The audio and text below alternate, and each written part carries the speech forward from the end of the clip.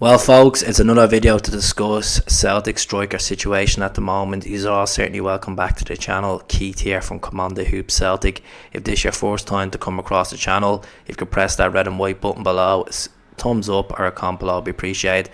I'm going to talk about three players in this video, particularly two players that a lot of people are interested in is potential incomings. So first of all, the potential departure of Giakoumakis. This morning I done a video, Imi you have not cope, me Celtic you have not cope, discussing Giakoumakis, Sampdoria. Gianluca Maranzo spoke about him, saying that the deal is basically done, personal terms have been agreed, and that was the source earlier on, that Celtic, Giakoumakis and Sampdoria have agreed a loan deal with an obligation for the Serie A team to buy him if they stay up. If they avoid relegation, they're second last in Serie A.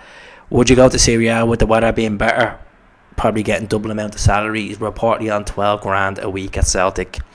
I think it's a no-brainer for him to go. Yes, you can win medals, you can win titles at Celtic, you can play European football, you can play in a 60,000 seater stadium, playing the best derbies in the world. That's all there for Celtic. But sometimes football's a business, folks, and loyalty doesn't always exist in football.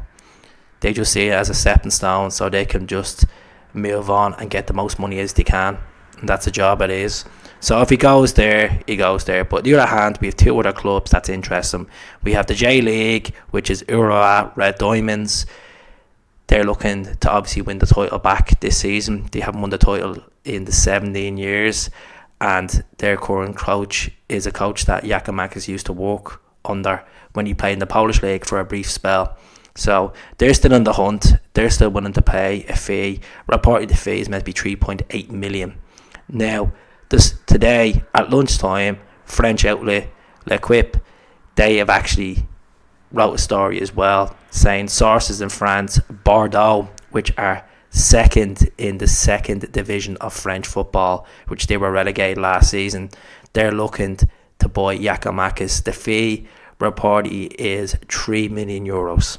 So is he going to go to the J League and try win the J League there against some really good teams? Is he going to go to Serie A and be in a relegation battle playing against all the top teams in Italy?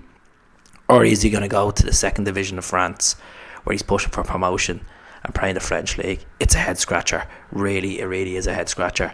I'd rather see him go to Serie A and play against the best if he can, to be honest with you. But it's not up to me. It's not up to the fans what we think. It's up to him. It's up to the club. He's still in contract until May 2026 with Celtic. So actions will speak louder than words. Regard to Cho Sung, he's came out and spoke to South Korean outlets, basically saying that he's eyeing up all his options. He spoke to the technical director of the club that he's with, Yarabek Hyundai Motors, which is Park Ji-sung, former Manchester United player and QPR player, and he's keeping himself fit. He's looking for the best deal for himself to go to European football with the best fee, the best offer, and the biggest club that's interested. If it's Celtic, if it's Minnesota in the MLS, or if it's Mainz, if you want to pronounce in that way, to some people that correct me about how I pronounce words in the Bundesliga. We'll see what happens. Regards to Kasper Tegsted, a guy that we were looking at from Rosenborg, a Danish under 21 striker. He's been on flying form this season. He's been playing for the Norwegian side, Rosenborg, and he's basically on the verge of joining Benfica. They put a bid in last night, reportedly of 9.3 million euros for him.